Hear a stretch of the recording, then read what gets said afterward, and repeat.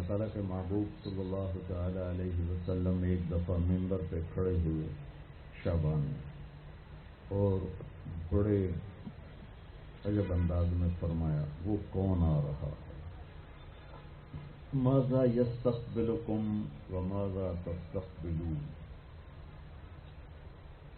پھر آپ نے کہا وہ کون آ رہا ہے، ماذا یستقبلکم. پھر تیسری دفعہ کہا وہ کون آ رہا ہے. جیسے میں آپ سے کہوں، میں تو بھی حدیث بیان کر رہا ہوں، میں کہوں اب وہ کون آ رہا ہے تو اب سارے پیچھے مڑ کے دیکھیں کہ کون آ رہا ہے. فطرت ہے. تو صحابہ میں تھوڑی ہلچل مچی کہ آنے والا تو کوئی ہے نہیں، تو یہ آپ کیا فرما رہے ہیں. تو عمر رضی اللہ تعالیٰ عنہ کھڑے ہو گئے. انہوں نے عرض کی یا رسول اللہ اوحی نزل، کیا کوئی آسمان سے وحی آئی ہے؟ قال لا، کہ نہیں. پھر انہوں نے عرض کیا عدو حضر، کیا کوئی دشمن آ گیا ہے؟ آپ نے فرمایا لا. تو یا رسول اللہ کیا ہے؟ تو آپ نے کہا رمضان آ گیا ہے، رمضان آ گیا ہے. جو بہت مبارک مہینہ ہے. ہمارے نبی رجب جو پچھلا مہینہ گزر گیا، اس کا جب چاند چڑھتا تھا تو رمضان کے لیے دعا کرتے تھے اللہم بارک لنا فی رجب و شعبان وبلغنا رمضان. یا اللہ ہمارے رجب اور شعبان میں برکت دے اور رمضان کا مہینہ ہمارے نصیب فرما. آپ صلی اللہ تعالی علیہ وسلم کو 9 رمضان ملے اپنی زندگی میں. جب مدینہ میں روزے فرض ہوئے تو آپ نے 9 رمضان گزارے. 10 سے پہلے آپ اللہ سے جا ملے. تو اس مہینے کو، جیسے آپ تو تاجر لوگ ہیں، ہر تاجر کا ایک سیزن ہوتا ہے. اس سیزن میں وہ بڑی تیاری کرتا ہے، بڑی محنت کرتا ہے، بڑی کوشش کرتا ہے. رمضان ایک سیزن ہے. کس چیز کا؟ اللہ کو راضی کرنے کا، آخرت کو بنانے کا. جس اللہ نے یہ جہان بنایا ہے اس نے اس کو دھوکہ کہا ہے. وَمَا الْحَيَاةُ الدُّنْيَا إِلَّا مَتَاعُ الْغُرُورِ. آپ اپنی مل میں جا رہے ہیں، سوتر منڈی میں جا رہے ہیں، دفتر میں جا رہے ہیں، زمینوں پہ جا رہے ہیں، کھیتوں پہ جا رہے ہیں، جاب پہ جا رہے ہیں. اللہ کہتا ہے یہ سب تمہاری نظر کا فریب ہے. تو جس اللہ نے اس دنیا کو بنایا ہے وہ اس کو دھوکہ فرماتا ہے. پھر ایک اور مثال دیتا ہے کسراب بقیعۃ یحسبہ الظمآن ماء. یا اس کو یوں سمجھو جیسے تمہیں ریت میں پانی نظر آتا ہے، بہت لمبا چوڑا نظر آتا ہے لیکن ایک قطرہ بھی نہیں ہے. اور آخرت کے بارے میں اللہ تبارک و تعالی اس کی عظمت کے لیے سینکڑوں آیات اتار چکا ہے، جنت کے لیے، اللہ کی رضا کے لیے. تو اسے اللہ ہمیشہ کا گھر قرار دیتا ہے. وَإِنَّ الْآخِرَةَ لَهِيَ الْحَيَوَانُ لَوْ كَانُوا يَعْلَمُونَ. آخرت کی زندگی میں ٹائم لمٹ آف ہمیشہ رہنا ہے. اللہ ہم سب کی حفاظت فرمائے. یا اللہ کی پکڑ ہے آگ، یا اللہ کی رحمت ہے جنت، جس میں ہمیشہ کی زندگی. اور ایسی ہے کہ جس کی جیسے اللہ کی ذات کے لیے کوئی انتہا نہیں ہے. اللہ تعالیٰ ایسے ہی اس مرد عورت کو زندگی دے گا جس کی کوئی انتہا نہیں. اب یہ سیزن آ گیا ہے.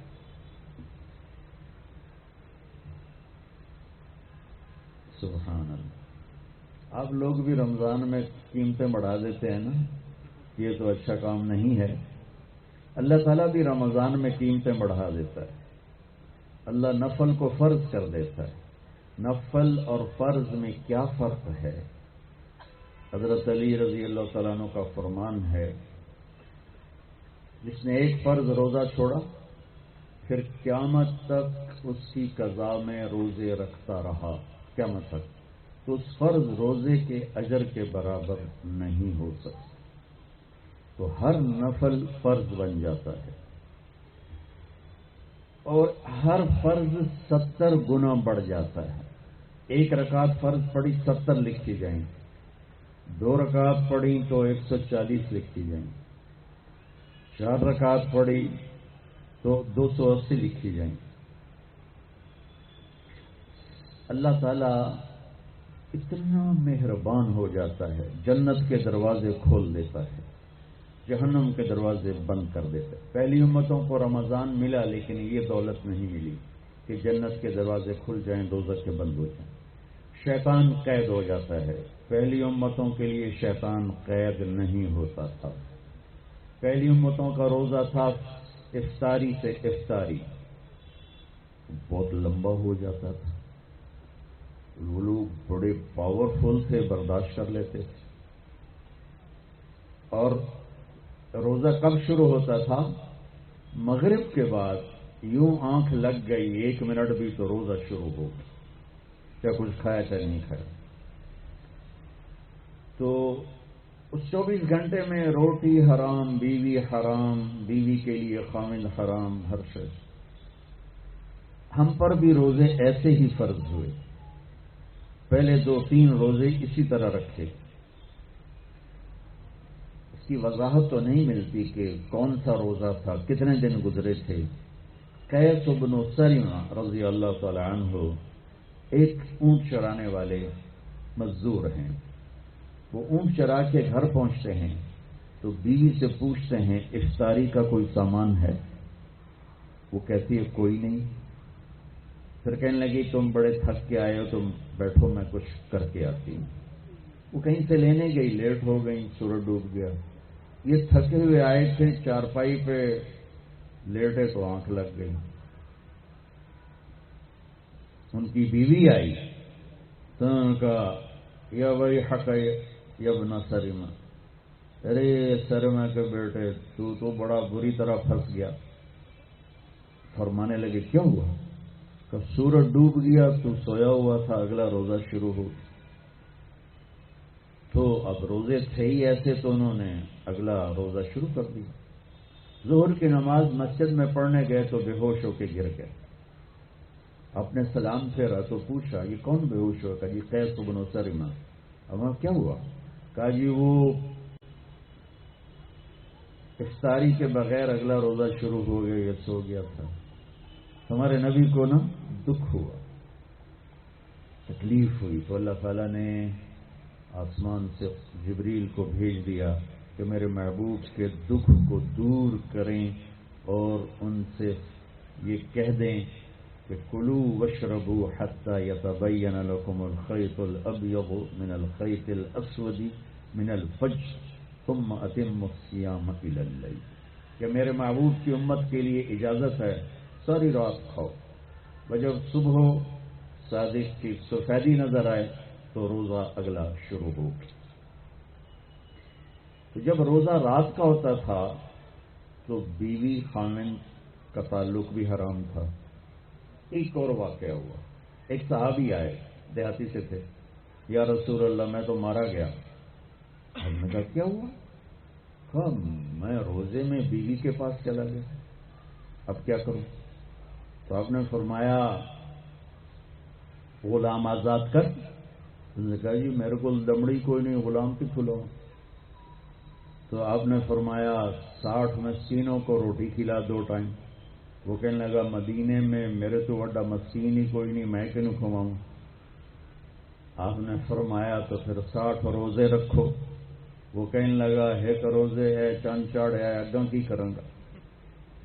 تو آپ بڑا ہنسے. اچھا بھائی تو بہ جا، تیرا کوئی کام کرنے ہیں.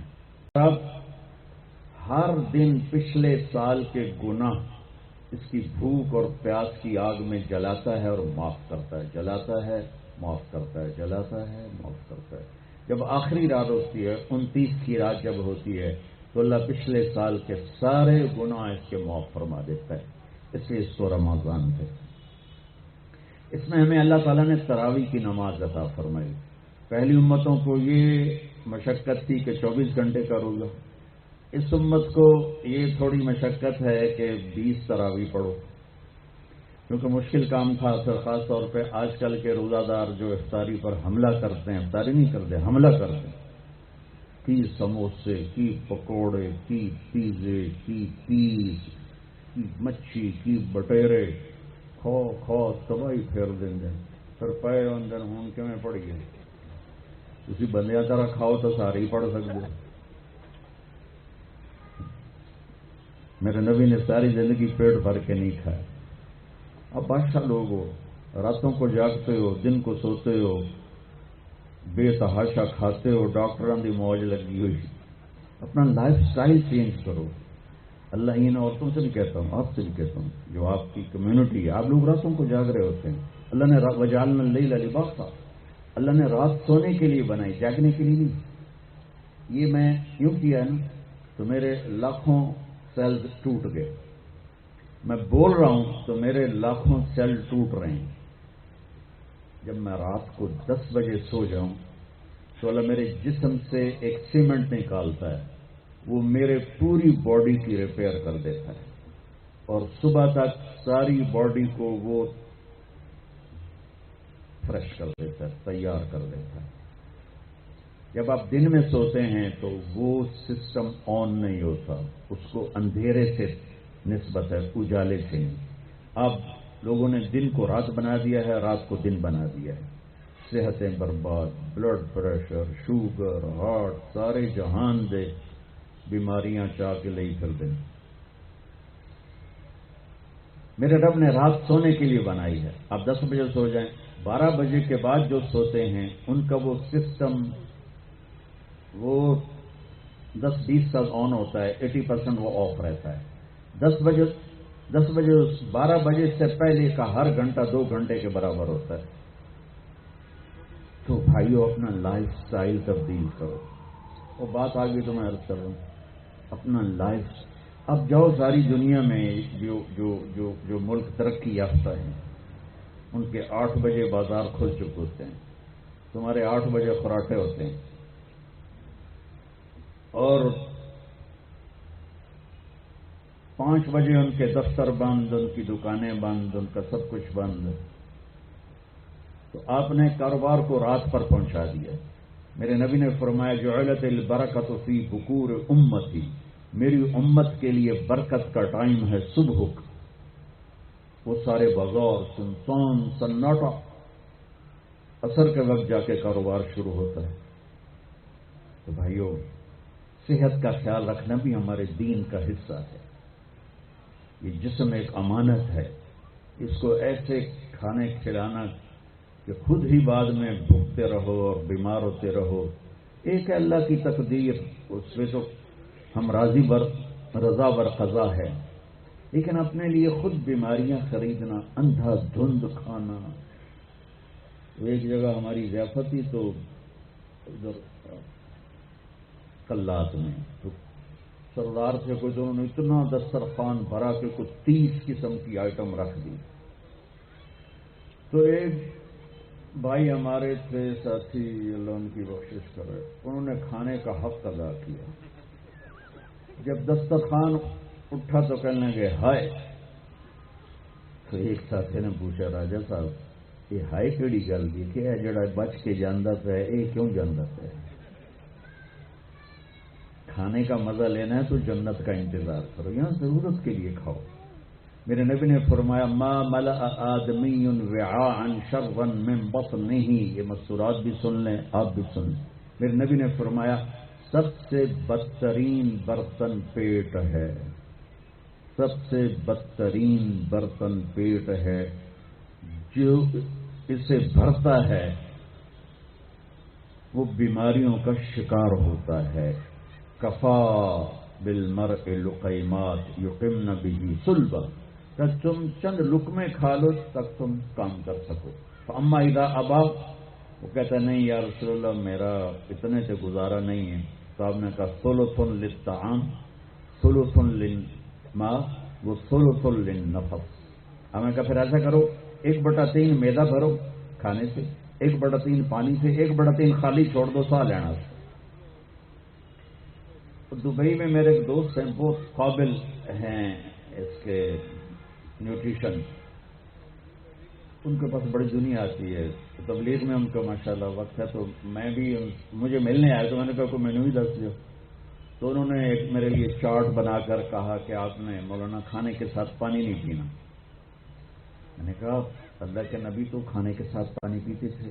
کہنے لگا سوری مولانا، سنت کے مطابق کھائے پھر تو پانی ضرور پینا چاہیے. 1/3 اگر کھائے 1/3 میزا بھرے تو پانی پینا چاہیے. لیکن میرے پاس وہ لوگ ہوتے ہیں جو یہاں تک کھاتے ہیں، ایسے انہیں انگلی رکھو جو یہاں تک کھاتے ہیں، ان کو پھر میں کہتا ہوں پانی نہ پی لیا جو گند مچ جائے گا. تو اپنا لائف سٹائل چینج کریں، سادہ غذا پہ آئیں، صبح کے وقت کو قیمتی بنائیں. نحوست ہے دن. جب آپ صبح 12 بجے تک سوتے ہیں، اس سونا نہ سونا برابر ہے. اور اپنے بچوں کو یہ اس سے بچائیں. مائیں اپنی جان بچانے کے لیے ٹیب آگے رکھ دیں، میں ٹیبلٹ پہ لگا رہو. 4 سال تک 80% ذہن بنتا ہے اور 7 سال میں جا کے مکمل ہوتا ہے. 2.5-3 سال کے بچے سامنے بیٹھے ہوتے ہیں تو ان سے جو ریز نکلتی ہیں وہ سارے مائنڈ کو ڈسٹرب کر دیتی ہیں. 7 سال کے بعد جب دماغ مکمل ہوتا ہے تو اس پہ ایک لیئر چڑھاتا ہے. جب یہ ریز اندر جاتی ہیں تو لیئر متاثر ہو جاتی ہے. اب دیکھتے ہیں ہمارے بچے کتنے ہائپر ہیں. ہم تو باپ کو دیکھ کے پیشاب نکل جاتا تھا، اور ماں نے کئی دفعہ مجھے سوٹے مارے، چپ کر کے کھا لے.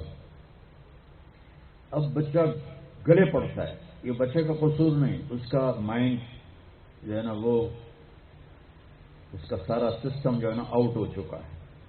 تو وہ صبر تحمل وہ نکل چکا. اوپر سے جو یہ فاسٹ فوڈ ہے اس نے دوائی پھیر دی. یہ بیچ میں ایک ضروری بات آ گئی، صحت بھی ایمان کا حصہ ہے. میرے نبی نے فرمایا اللہ کو صحت مند مومن پسند ہے، بیمار مومن. تو سحری افطاری کے آداب بتا رہا ہوں. یہ مہینہ ہے جسم کے فاضل مادوں کو جلانے کے لیے، لیکن اس میں ہم زیادہ کھا کھا کھا کھا کھا اس کو اور بیمار کر دیتے. اور عید کے بعد پھر ڈاکٹروں کے سامنے لائن لگی ہوتی.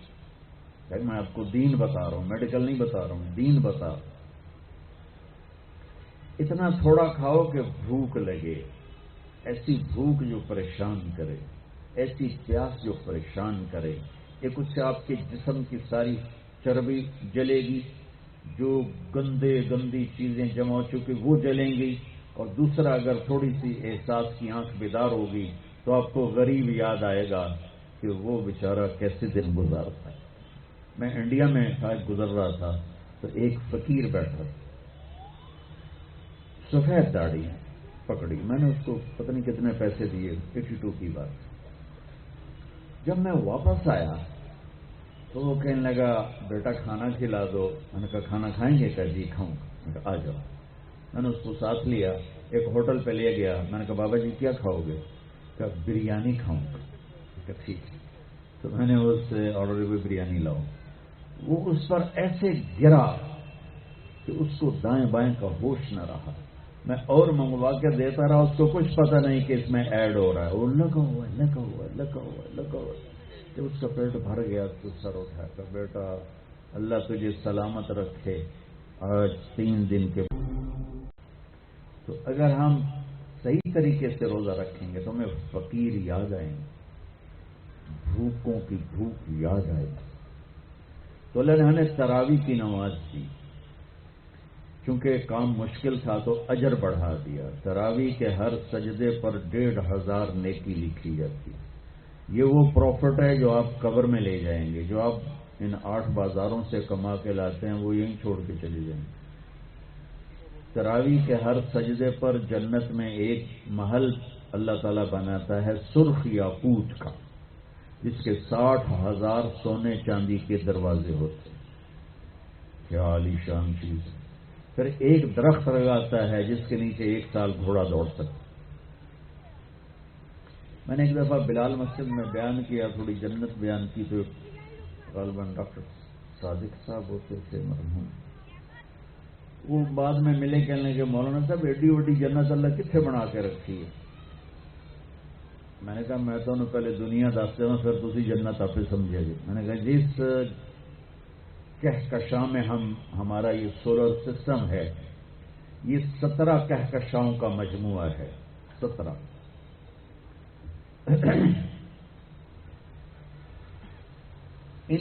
اور اب تک 10 کھرب کے قریب کہکشائیں ڈسکور ہو چکی ہیں.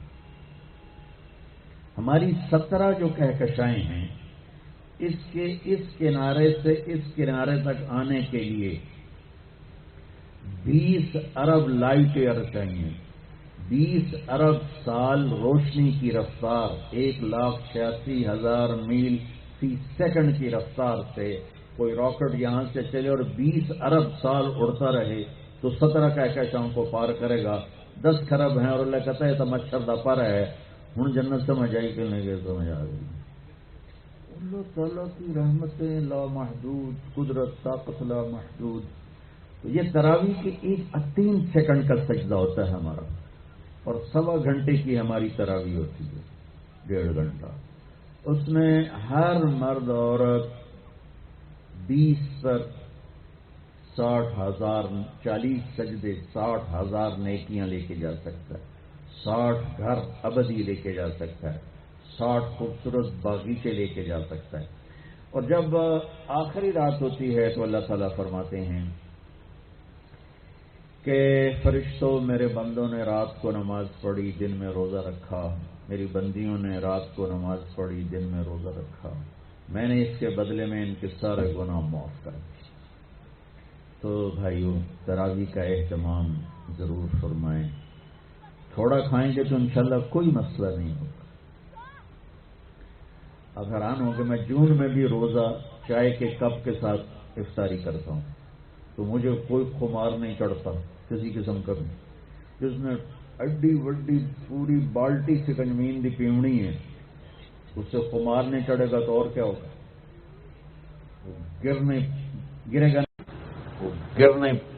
گرے گا نہیں تو اور کیا ہوگا؟ تو تراویح روزہ یہ 2 مل کر سارے پچھلے سال کے گناہ معاف کروا دیتے ہیں. پھر اس میں اللہ تبارک و تعالیٰ نے آخری 10 دن میں لیلۃ القدر رکھی ہے، اعتکاف رکھا ہے. پہلی امتوں کے لیے یہ نہیں تھا کہ پچھلے سارے گناہ معاف ہو جائیں، یہ ہمارے لیے کہ ہمارے پچھلے سارے گناہ معاف ہو جاتے. اللہ تعالیٰ کا عرش پہلے آسمان پہ آ جاتا ہے، جنت کے دروازے کھل جاتے ہیں، جہنم کے بند ہو جاتے ہیں، شیطان قید ہو جاتے ہیں اور سمندر کی مچھلیاں اور زمین کی چونٹیاں تک روزہ رکھنے والوں کے لیے دعا کرتی ہیں.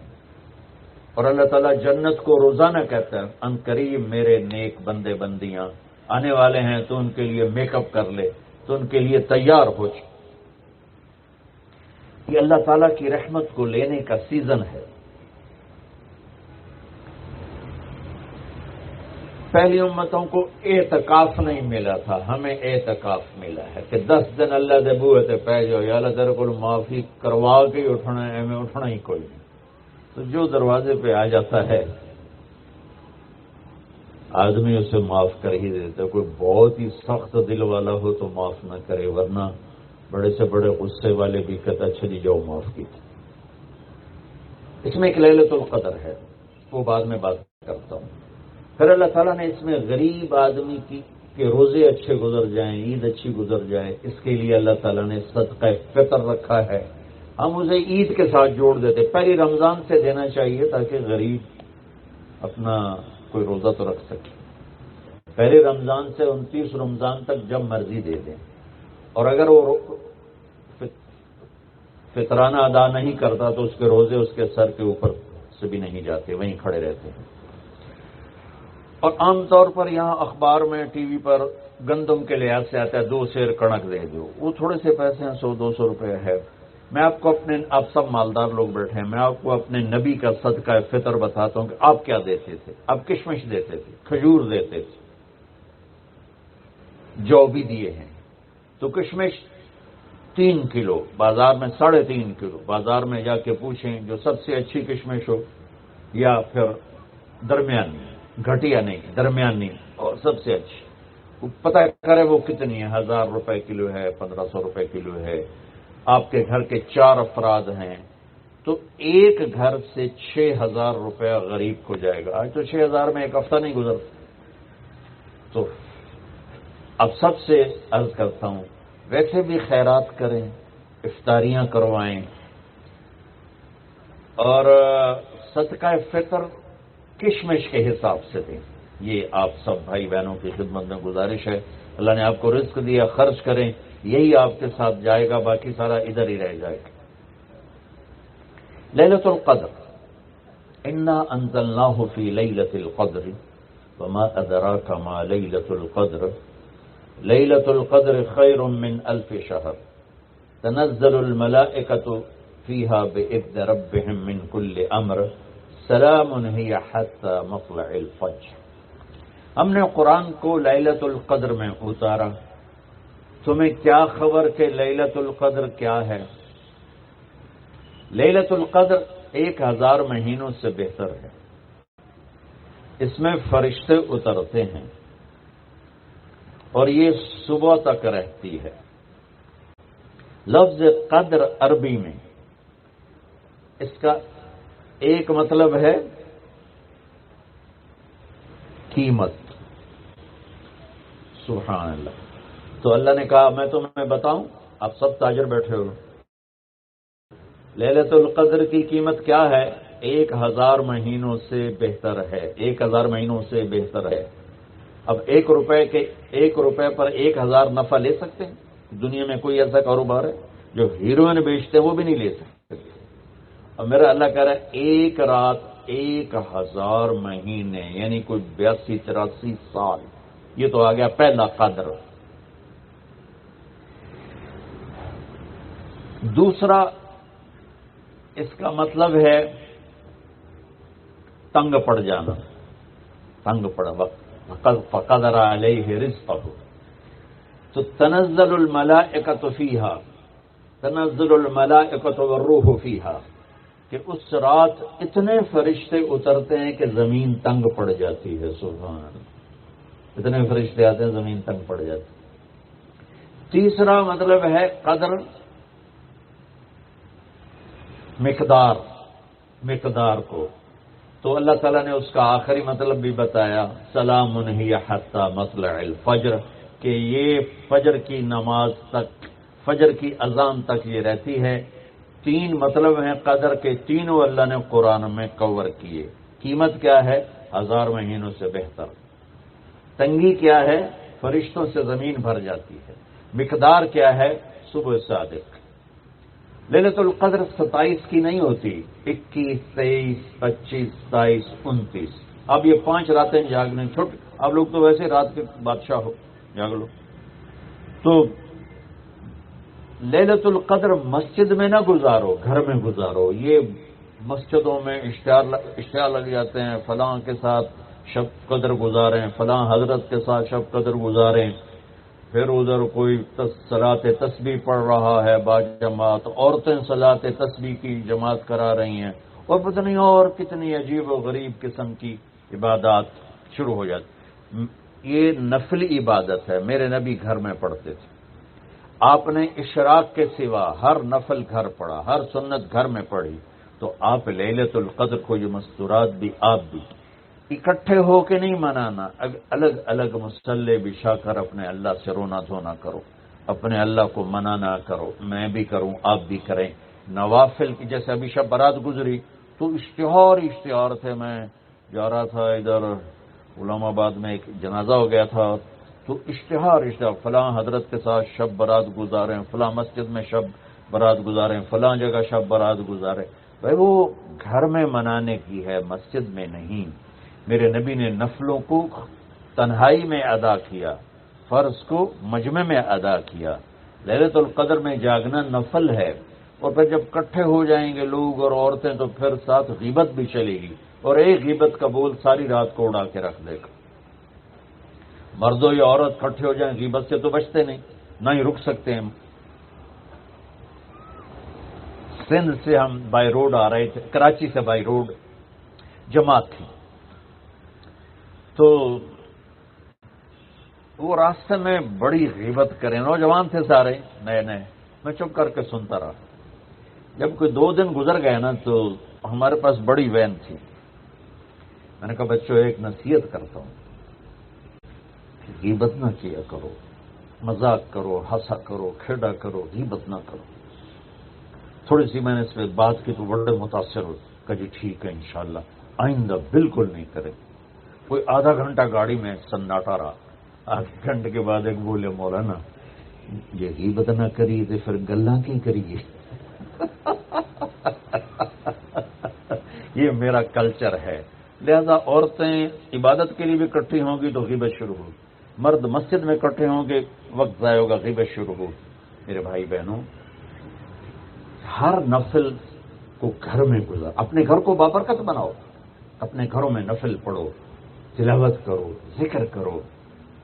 صرف اشراق کے نفل میرے نبی مسجد میں پڑھتے تھے 2 رکعت، باقی ہر نفل آپ نے مسجد میں ادا کیا. تو یہ چند چیزیں رمضان کے متعلق میں نے عرض کی ہیں. اب ایک بڑی اہم بات میں آپ کے سامنے عرض کرنا چاہتا ہوں.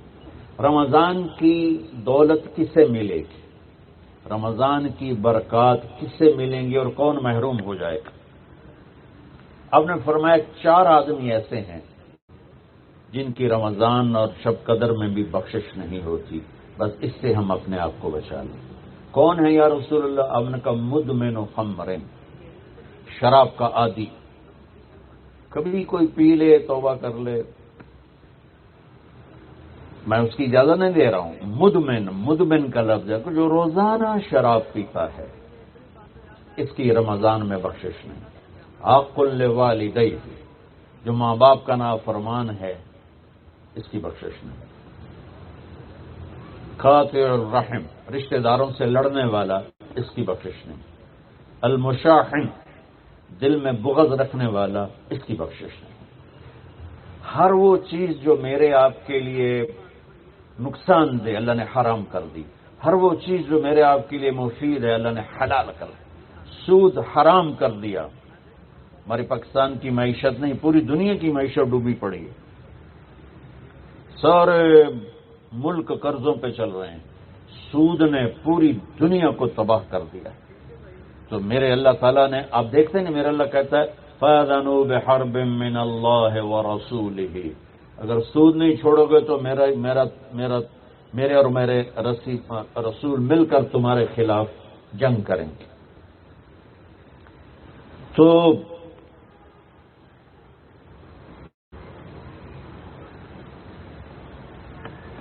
ہر وہ چیز جو مضر ہے اللہ اس سے بند. چین کی نیند سوئیں گے، چین سے اٹھیں گے. ایک عبد الرحمن بن عوف کے 4 اصول بتا، سب تاجر بیٹھے ہو، اور صحابہ میں سب سے مالدار ہستی تھے. انہوں نے ایک دن فرمایا میں نے زندگی بھر نہ ادھار خریدا نہ ادھار بیچا. اگرچہ یہ آپ کو آج کے ماحول میں بڑی عجیب بات لگے گی چونکہ ہمارے سارے بازار ادھار پہ چلے گئے ہیں. انہوں نے نہ کبھی ادھار خریدا نہ ادھار بیچا. تو کتنا سکون ہو گیا، آرام سے سو رہے ہیں. اب ہماری تجارت میں ادھار خرید رہے ہیں ادھار بیچ رہے ہیں، کبھی وہ تنگ کرتا ہے کبھی یہ تنگ کرتا ہے. تو ایک اس موبائل نے تباہی پھیر دی، باقی کسر اس نے پوری کر دی. ٹوائلٹ بھی فون سنتے بیٹھے. کبھی سٹاک نہیں کیا مال کو، کبھی سٹاک نہیں کیا، جو ہی نفع ملا فوراً بیچ دیا. واہ واہ.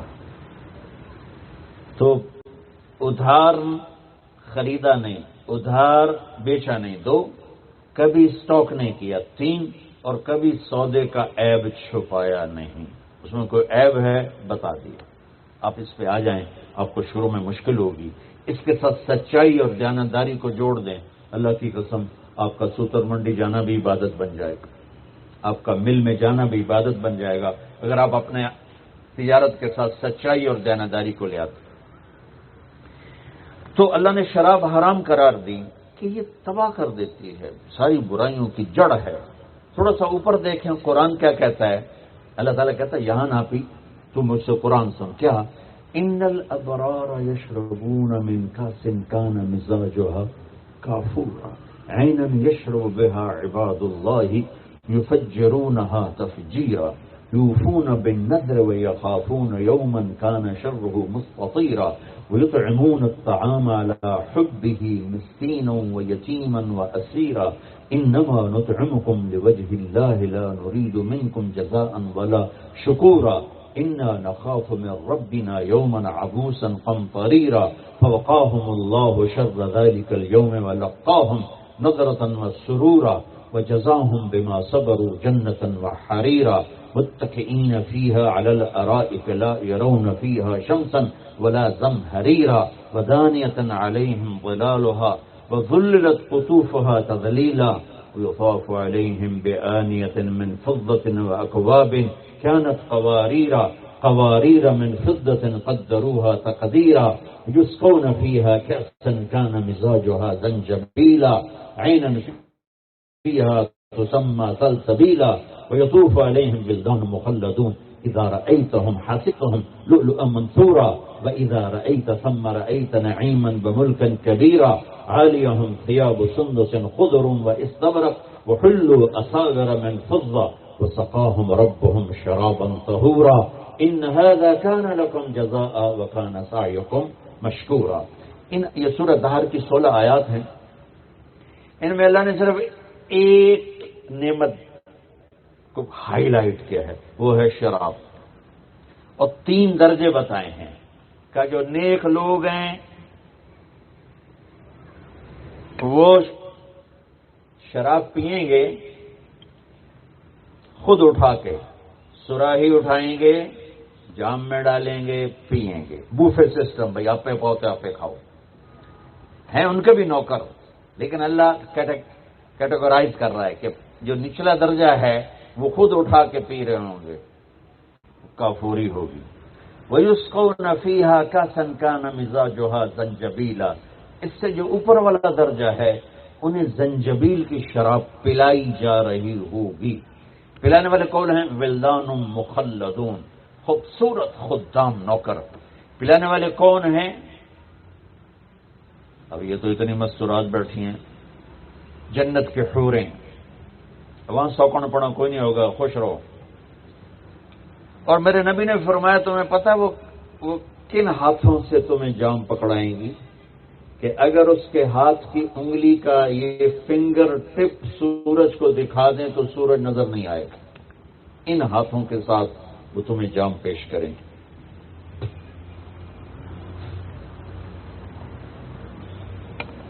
ایک وی جیسے آپ سب وی آئی پی بیٹھو نا، باجی ممبر ہی آ سکتے ہیں اور کوئی نہیں آ سکتا، تو یہ وی آئی پی ہو گئے. تو ایک اللہ کی جنت میں وی آئی پی لوگ ہیں. وہاں کیا ہے؟ وَسَقَاهُمْ رَبُّهُمْ شَرَابًا طَهُورًا. اللہ تعالیٰ کہہ رہا ہے وہاں تیرا رب خود تجھے پلائے گا. تو اللہ نہ کرے کسی میں یہ عادت ہو، ہے تو آنے والا رمضان ہے بھائی، توبہ کر. دوسری جو چیز ہے نا، اس کے لیے جو اللہ نے لفظ استعمال کیا وہ بڑا خوفناک ہے. عاق لوالدیہ. اللہ تعالیٰ اپنے بارے میں کہتا ہے من یعص اللہ ورسولہ، جو میرے اور میرے رسول کی نافرمانی کرتا ہے. اور عاق ہوتا ہے ذرا ویکھے جائے،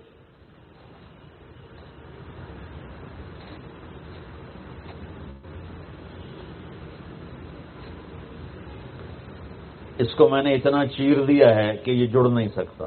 دیکھ لیا آپ نے؟ وہ کوئی بولو تو صحیح، یہ اب جڑ نہیں سکتا. کسی اتنا پرزے کر دیا ہے. آپ کا کہتے ہیں کسی کو پرزے کر دینا، چیر کے رکھ دینا.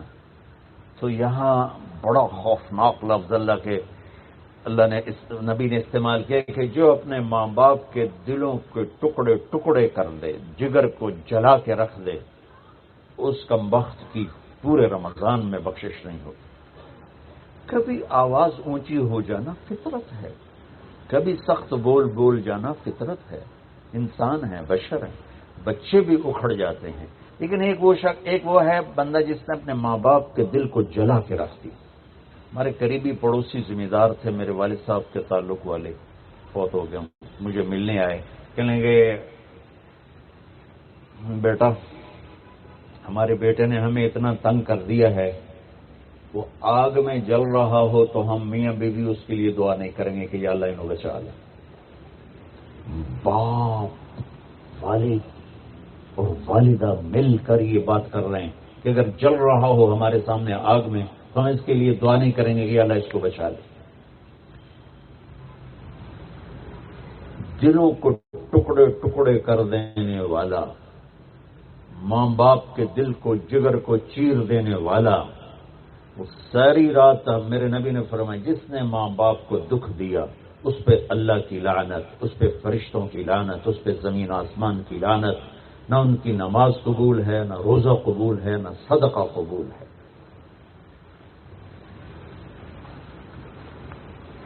میرے نبی جنت میں گئے تو آپ نے تلاوت سنی۔ آپ نے کہا یہ کون تلاوت کر رہا ہے؟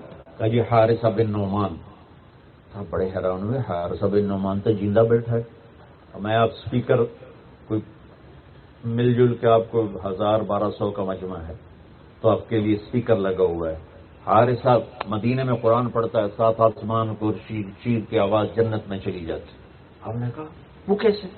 کہا جی ماں کی ایسی خدمت کی ہے کہ جب قرآن پڑھتا اللہ ساری جنت کو سناتا ہوں۔ سبحان اللہ۔ اور آپ کو قرآن سے بتاؤں، وقضى